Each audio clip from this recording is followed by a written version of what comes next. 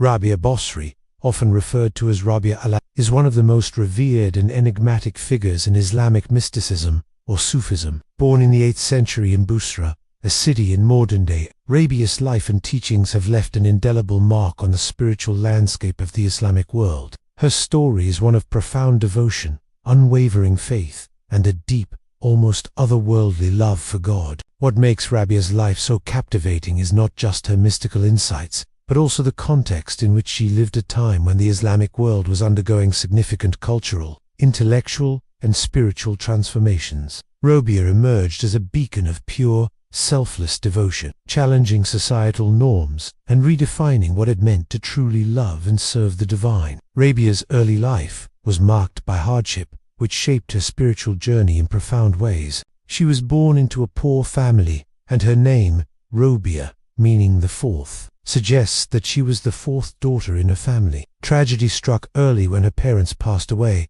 leaving her orphaned and vulnerable. According to some accounts, she was separated from her family and sold into slavery, a circumstance that would have broken many. But for Rabia, this period of suffering became the crucible in which her spiritual identity was forged. Even in the darkest moments of her life, she turned to God with a heart full of trust and love, a theme that would define her entire existence. Her story is not just one of personal triumph, but also a testament to the transformative power of faith and devotion. Rabia's early years as a slave were far from easy, but they were also the beginning of her spiritual awakening. Her master, recognizing her piety and devotion, eventually freed her, allowing her to dedicate her life entirely to worship and contemplation. This was a turning point for Rabia, as she chose a life of asceticism, renouncing worldly pleasures and dedicating herself to the pursuit of divine love. She lived in solitude, spending her days in prayer, meditation, and fasting. Her lifestyle was one of extreme simplicity. She owned little more than a broken jug,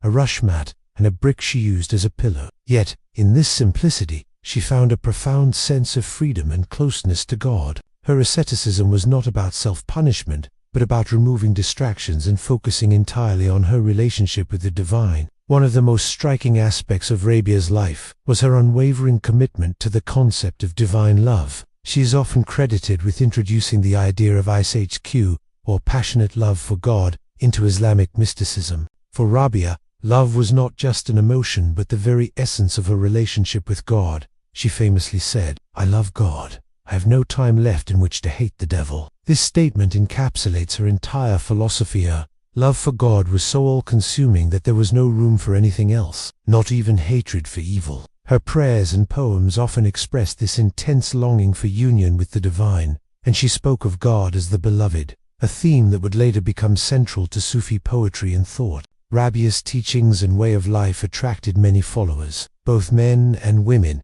who were drawn to her profound spirituality and wisdom. Despite living in a patriarchal society, Rabia commanded immense respect and admiration. She was not just a mystic, but also a teacher, guiding others on the path of divine love. Her influence extended beyond her immediate circle, and her teachings were recorded and passed down through generations. One of her most famous disciples was Hazen of Busra, a prominent Islamic scholar and ascetic, who regarded her with great reverence. Their interactions, as recorded in various texts, reveal Rabia's sharp intellect and her ability to challenge conventional religious thinking. For instance, when Hazen once asked her how she had attained such a high level of spiritual insight, she replied, "You know of the how, but I know of the how." This response highlights her belief that true spiritual knowledge transcends intellectual understanding and is rooted in direct experience of the divine. Rabia's life was not without challenges. As a woman in a male-dominated society, she faced significant obstacles in her spiritual journey. Yet,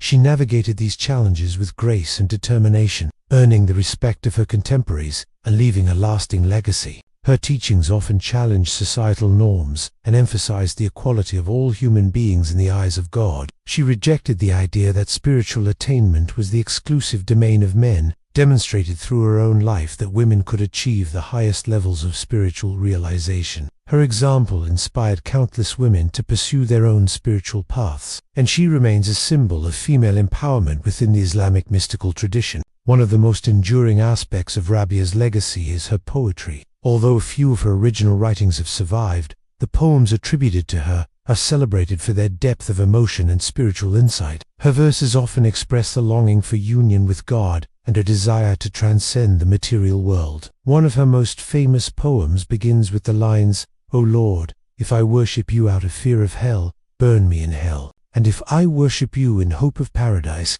exclude me from paradise. But if I worship you for your own sake, do not withhold from me your eternal beauty." This poem encapsulates Rabia's philosophy of pure, selfless love for God, free from the desire for reward or the fear of punishment. It is a powerful reminder that true devotion is motivated by love alone. Rabia's impact on Sufism cannot be overstated. She is often regarded as one of the founders of the Sufi tradition, and her teachings laid the groundwork for many of the concepts that would later become central to Islamic mysticism. Her emphasis on divine love, asceticism, and the direct experience of God influenced countless Sufi saints and poets, including Rumi, Hafez, and Atta.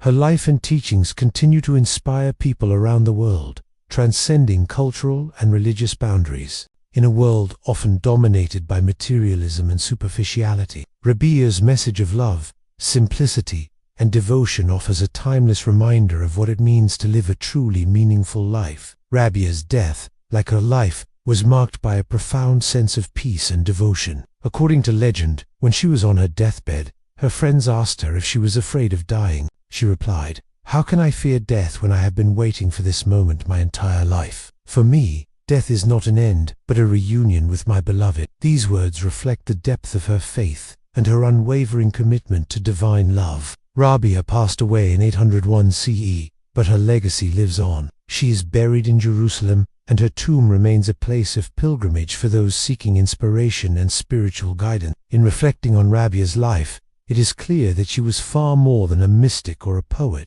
She was a revolutionary figure who challenged societal norms, redefined spiritual devotion, and left an indelible mark on the world. Her life is a testament to the power of faith, love, and perseverance, and her teachings continue to resonate with people of all backgrounds. Rabia Basri's story is not just a chapter in the history of Sufism. It is a timeless narrative of the human spirit's capacity for transcendence and the transformative power of divine love. Her legacy reminds us that true fulfillment lies not in worldly success, but in the pursuit of a deeper, more meaningful connection with the divine. And in a world that often feels fragmented and disconnected, Rabia's message of love and unity is more relevant than ever.